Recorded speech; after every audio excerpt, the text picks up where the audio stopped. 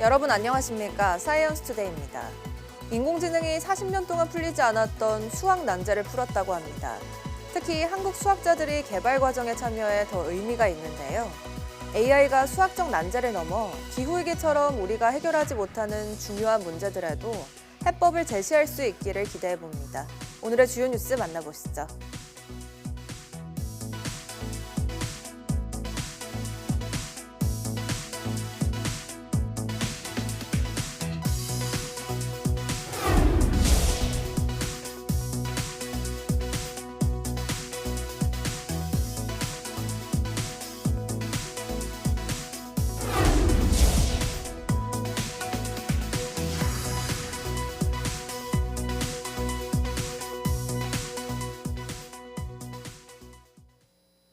한파가 누그러든 가운데 오늘과 내일은 전국의 건조함을 해소할 비나 눈이 내릴 것으로 보입니다. 하지만 양이 많지 않아 단비 효과는 오래가지 않겠고 앞으로 설 연휴까지 기온이 오르며 다시 건조해질 수 있어 산불 위험은 여전합니다. 정혜윤 기자의 보도입니다. 주말 내내 이어진 매서운 한파가 물러나고 공기가 한층 부드러워졌습니다. 찬공기가 물러나며 내륙에 남아있던 한파특보가 모두 해제됐고 서울도 아침보다 10도 이상 기온이 크게 올라 나흘 만에 영상권을 회복했습니다. 당분간 우리나라는 비교적 온화한 공기의 영향으로 큰 추위는 없을 것으로 보입니다. 찬 공기가 물러나고 온화한 서풍이 불면서 서울 등 내륙 기온이 대부분 예년 수준을 회복했습니다. 이번 주에는 점차 기온이 올라 예년보다 높은 기온 분포를 보일 것으로 예상됩니다. 다만 오늘과 내일 사이에는 저기압이 내륙을 통과하며 전국에 비와 눈이 내릴 전망인데 서울 등 내륙에는 5mm 안팎의 단비가 오겠고 경기와 강원 등 일부 내륙과 산간에는 1에서 5cm의 눈이 예상됩니다. 낮은 습도와 강수량 부족으로 산불이 자주 발생하고 있는 가운데 잠시 단비 효과를 가져올 것으로 보입니다. 다만 오랜 시간 효과가 지속하진 않겠고 밤 사이에는 도로 살얼음으로 인한 미끄럼 사고 가능성이 있어 주의가 필요합니다. 특히 비와 눈이 그친 뒤 주말과 설 연휴 동안은 낮 기온이 10도 안팎까지 크게 오르며 고온 건조한 날씨가 예상돼 산불 위험이 커질 것으로 우려됩니다. 올해 산불 발생 건수는 지난해 대비 66% 이상 많습니다. 수요일까지 비와 눈이 내리지만 양이 적어 단비 효과는 하루에서 이틀 정도로 예상이 됩니다. 다시 기온이 오르고 건조해질 것으로 보여 산불 발생 위험은 커질 전망입니다. 산림당국은 이번 주는 설 연휴 기간으로 이어지며 성묘객으로 인한 산불이 증가할 것으로 우려된다며 산림 주변에서의 불씨 관리에 각별히 유의해달라고 당부했습니다. YTN 정혜윤입니다. 한국 수학자들이 개발에 참여한 인공지능 에이전트가 40년 동안 해결되지 않은 수학 문제를 풀었습니다. 김은별 기자가 보도합니다. 빠르게 작아지는 수열은 모두 합하면 총합이 딱 떨어지는 분수가 아니라 무리수가 되는데 이 수열을 2개씩 곱해서 더했을 때도 무리수가 된다. 헝가리 수학자 에르데시 팔이 남긴 수학적 난제 가운데 대표적인 1051번 문제입니다. 에르데시 팔은 이 문제를 포함해 1179개의 난제를 남겼는데 이 가운데 약 700개는 여전히 해결하지 못했습니다. 그런데 국내 수학자가 개발에 참여한 인공지능 에이전트가 이 미해결 문제들을 증명했습니다. 김상현 고등과학원 교수와 정준혁 미국 브라운대 교수 등 연구팀이 개발한 알레테이아인데 구글의 AI인 제미나이의 고급 추론 모드인 딥싱크를 수학 연구에 특화한 에이전트입니다. 연구팀은 이를 통해 40년 동안 미해결로 남았던 에르데시 난제 가운데 13개를 풀었습니다. 추가 연구를 통해 별도의 논문으로 발표할 정도로 의미 있는 성과로 평가됩니다. AI가 첫 번째 답을 찾았고 사람들이 여러 개의 항으로 확장해서 다시 넣어주었더니 제미나이가 가장 일반화된 형태의 답을 추측을 만들어서 우리에게 준 거죠. 확실히 안 되는 것 몇 가지만 얘가 추려준다고 해도 우리한테는 굉장히 귀중한 그런 자산이 되는 거죠. 연구팀은 알레테이아를 이번 연구 성과처럼 다양한 문제에 대해 유의미한 해결 방안을 제시할 수 있도록 더욱 개발시킬 예정이라고 밝혔습니다. YTN 사이언스 김은별입니다. 카이스트 화학과 김우연 교수 연구팀이 분자가 어떤 구조일 때 가장 안정적인지 스스로 학습하고 예측하는 인공지능을 개발했습니다. 이 인공지능은 분자 에너지를 언덕과 골짜기로 표현한 지도에서 가장 안정한 상태를 찾아가며 모양을 스스로 고치는 방식으로 설계됐습니다. 이를 통해 물질은 에너지가 가장 낮은 상태를 찾아간다는 원리를 리만 기하학이라는 수학 이론을 이용해 인공지능이 직접 이해하게 됩니다. 연구팀은 이 기술이 기존 모델보다 최대 20배 높은 정확도를 기록했고 예측 오차도 정밀한 양자역학 계산과 비슷한 수준까지 줄었다고 설명했습니다. 초봉 6천만 원의 생활비 전액 지원, 문제는 위치가 남극이라는 겁니다. 지구끝 영국 남극 기지에서 극한의 환경을 견딜 새 동료를 찾는 특별한 채용이 시작됐습니다. 권영희 기자입니다. 끝없이 펼쳐진 푸른 빙원 위에 자리 잡은 이곳은 영국 남극 조사국이 운영하는 로더라 연구기지입니다. 2026년 시즌을 함께할 새로운 가족을 찾고 있습니다. 과학 연구를 뒷받침할 요리사와 목수, 배관공, 차량 정비공 등 사실상 마을 하나를 운영하는 데 필요한 모든 직종이 대상입니다. 초임 연봉 6천만 원에 숙식과 항공권, 특수 방한 장비까지 모두 지원됩니다. 생활비가 전혀 들지 않아 월급 대부분을 저축할 수 있습니다. Really, we need every trade that you can imagine a small community needs to be successful. 남극의 여름은 신비로운 풍경을 선사하지만 부족한 물건은 직접 만들어 써야 하는 극한의 환경이기도 합니다. 이런 환경은 오히려 새로운 성장의 기회가 됩니다. You haven't got the ability to go to a supplier. If you haven't got something that you need, you either have to make it or you make a new plan. 지구 온난화로 빙하가 녹아내리는 현장을 지키며 극소수만이 누릴 수 있는 풍경을 일상으로 맞이하는 일. 이미 남극에서 일하고 있는 이들은 망설이지 말고 도전하라고 입을 모읍니다. Don't think twice. Just go for it. Put your name down. Really put yourself forward and if you want to come down here because it's where it is, then absolutely get down here. I'd say go for it. It's an experience of a lifetime. To be out there co-piloting planes as well on down days is just surreal. 오는 3월 영국 본사 설명회를 시작으로 본격적인 채용 절차가 진행됩니다. 근무 기간은 최소 6개월에서 최대 18개월. 지구 끝에서의 특별한 삶을 꿈꾸는 이들에게 남극의 문이 활짝 열려 있습니다. YTN 권영입니다. 우주기업 스페이스X를 이끄는 일론 머스크가 달에 자체 성장 도시를 건설하는 계획으로 초점을 옮겼다고 밝혔습니다. 머스크는 자신의 SNS 계정을 통해 10년 안에 이런 계획을 달성할 수 있을 거라고 주장했습니다. 그동안 화성 탐사에 공을 들였던 머스크는 화성에도 도시를 건설하려고 노력할 것이고 5에서 7년 안에 그렇게 하기 시작하겠지만 최우선 순위는 문명의 미래를 확보하는 데 있고 달이 화성보다 빠를 것이라고 말했습니다. 그러면서 화성에 자체 성장 도시를 건설하는 건 20년 이상 걸릴 수 있다고 덧붙였습니다. 월스트리트 저널에 따르면 스페이스X는 내년 3월까지 우주선 스타쉽을 무인으로 보내 달 표면에 착륙시키겠다는 목표를 세운 것으로 전해졌습니다. 미성년자의 SNS 사용을 금지하는 움직임이 유럽 전역으로 확산하고 있습니다. 독일과 튀르키예가 새로 그 대열에 합류했는데요. SNS를 소유한 일론 머스크가 강력히 반발하고 나선 가운데 이 문제가 미국과 유럽의 새로운 갈등 요인이 될 수 있다는 전망이 나오고 있습니다. 보도에 유투건 기자입니다. 튀르키예 의회가 16세 미만 미성년자의 SNS 사용을 금지해야 한다는 권고를 담은 보고서를 발표했습니다. 이에 따라 조만간 입법 절차가 시작될 전망입니다. Tehlikelerden uyuşturucu, kumar, fuhuş aklınıza ne geliyorsa yani ahlaki erozyona sebep verecek her türlü 독일 집권 여당도 이달 열리는 전당대회에서 SNS 사용에 나이 제한을 두는 걸 안건으로 채택해 논의할 예정입니다. 앞서 프랑스와 덴마크, 영국, 스페인, 그리스 등도 유사한 조치를 도입하거나 검토하기 시작했습니다. 특히 스페인은 직접 나이 확인 시스템을 구축하고 SNS 경영진의 형사 책임을 강화하는 방안까지 제시했습니다. 그러자 X를 소유한 일론 머스크는 스페인 총리를 폭군이자 파시스트라고 원색적으로 비난했습니다. 인공지능 챗봇 그록의 성착취 이미지 파문을 수사하는 프랑스 검찰을 향해선 정치적 공격이라고 날을 세웠습니다. 역시 프랑스에서 수사를 받는 텔레그램 창업자도 스페인이 인터넷 자유를 심각하게 위협하고 있다며 머스크를 두둔하고 나섰습니다.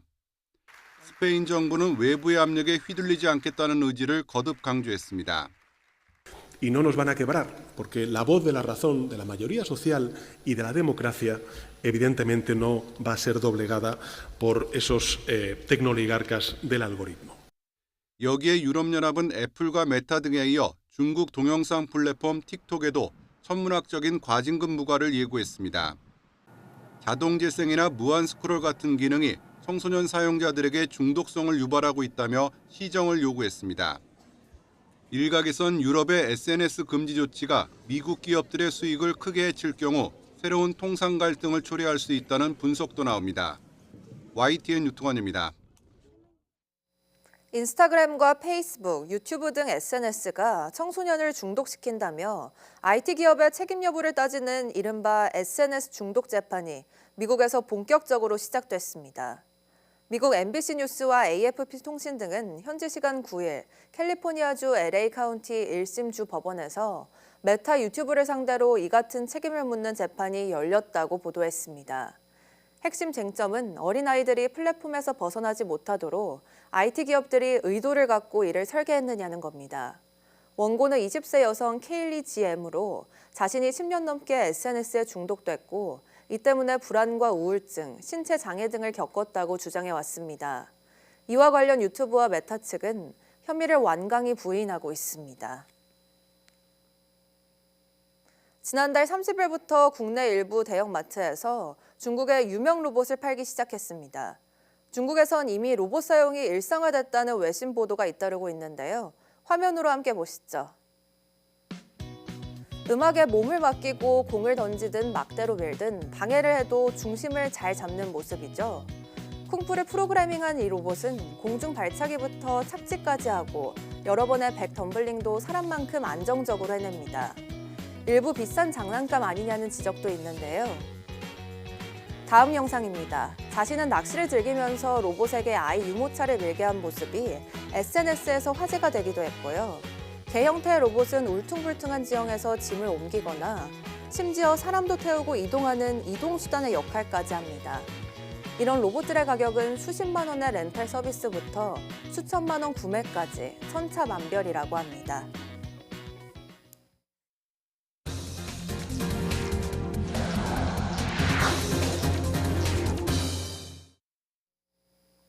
미국 측이 한미 간 비관세 장벽이 해결되지 않는다면 관세 인상을 통해 무역 적자를 해결하겠다는 입장을 우리 측에 전달한 것으로 확인됐습니다.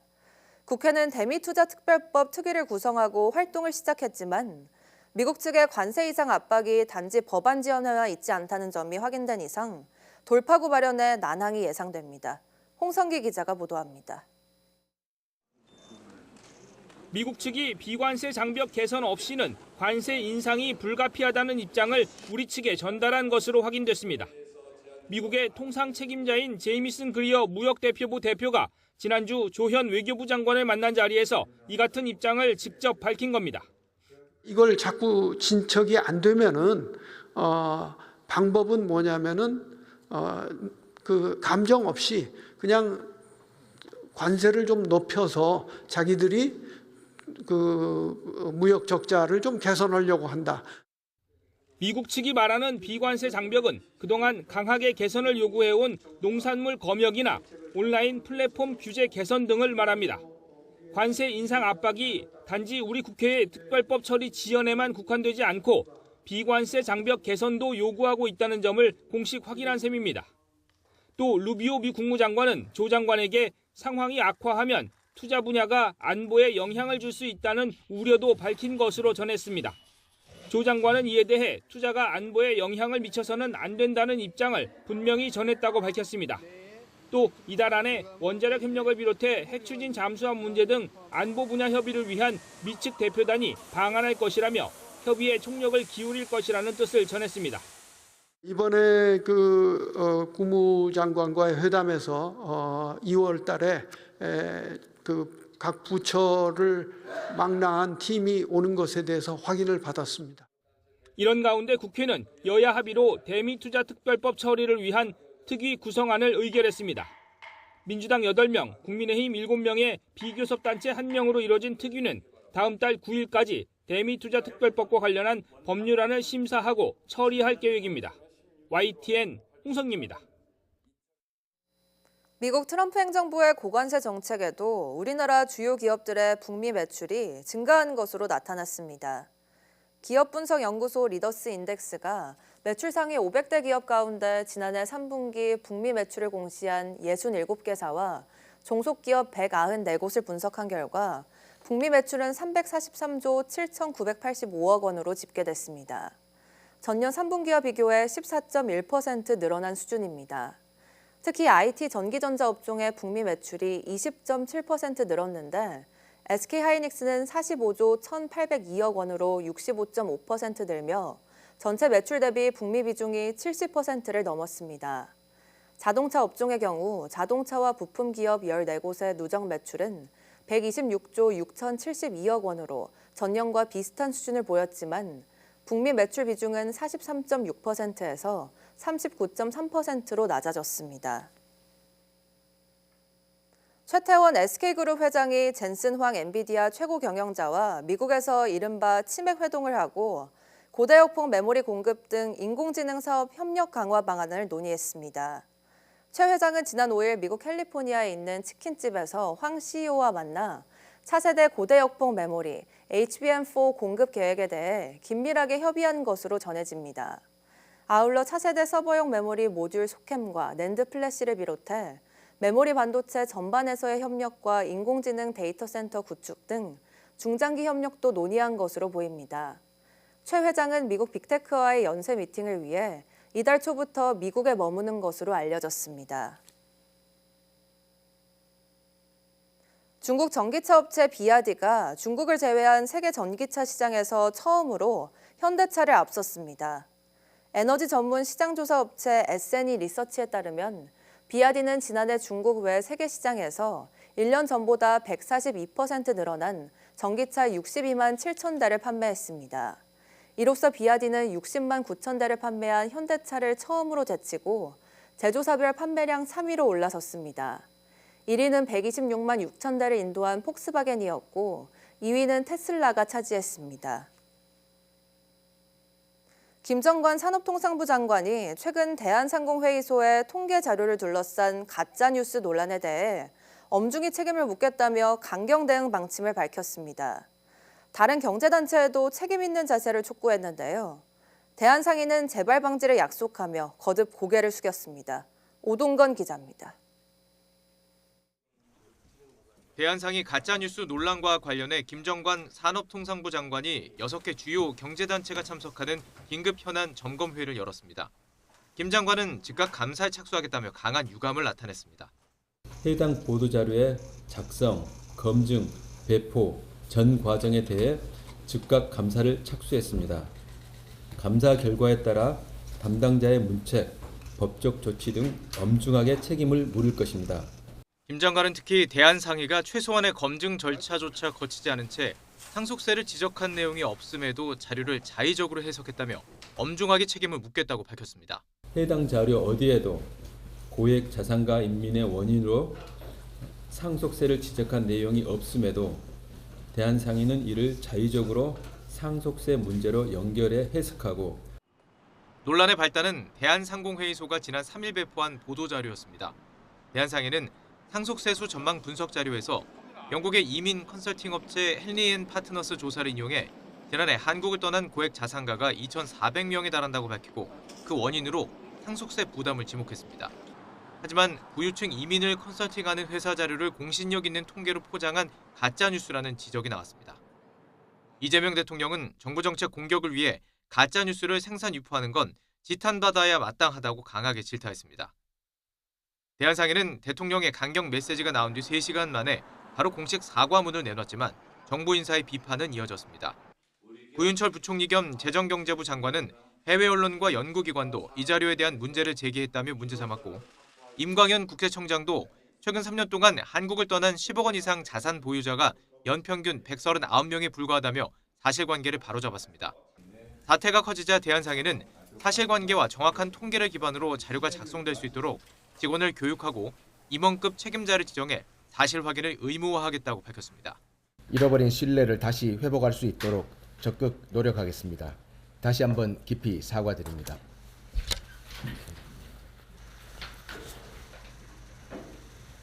김 장관은 대한상해뿐 아니라 다른 경제단체들도 공적 발언 무게를 엄중히 인식하라며 책임 있는 자세를 촉구했습니다. YTN 오동건입니다. 이찬진 금융감독원장은 최근 빗썸 사고를 두고 가상자산거래소 시스템의 구조적 문제가 적나라하게 드러났다고 지적했습니다. 잘못 입력된 데이터로 거래가 실현됐다는 게 문제의 본질이라며 이 부분이 해결되지 않으면 가상자산 시장이 제도권으로 편입되기 어려울 것이라고 강조했습니다. 이 원장은 또 애초 빗썸이 2,000원 상당의 당첨금을 지급하겠다고 고지한 만큼 이를 웃도는 비트코인은 부당이득 반환 대상이라고 설명했습니다. 이미 현금화한 투자자들은 오른 가격만큼 차익을 메워 비트코인을 구매해 반환해야 한다며 재앙적인 상황에 처했다고 지적했습니다. 금융감독원이 빗썸의 비트코인 오지급 사태와 관련해 현장 점검에서 검사로 전격 전환했습니다. 금융당국과 금융권에 따르면 금감원은 빗썸의 검사 착수를 통지하고 검사 담당 인력도 추가로 투입해 강도 높은 검사를 벌이고 있습니다.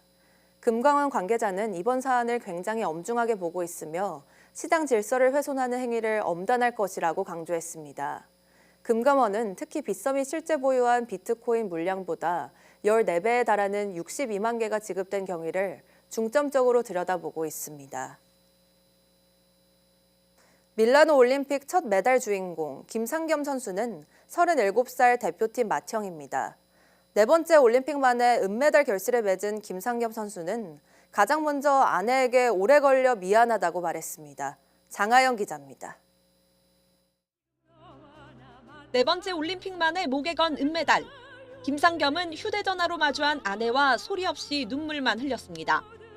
결혼을 결심했던 평창과 아쉬웠던 베이징의 기억이 스쳐 지나갔습니다.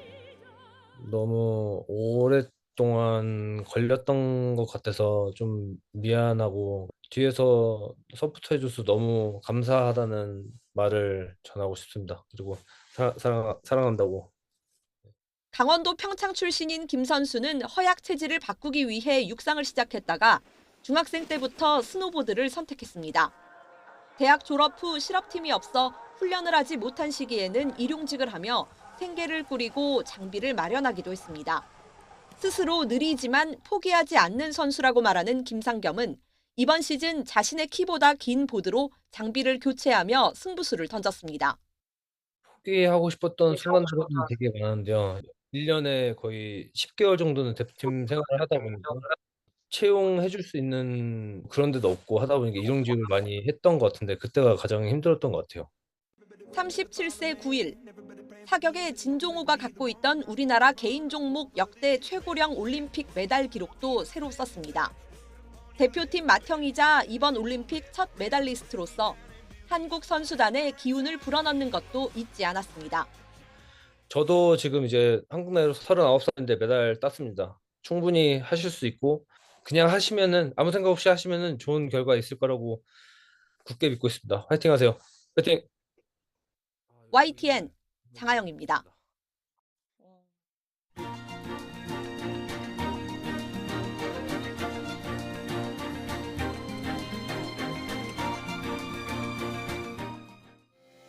(2월 10일) 오전 사이언스 투데이 마칩니다.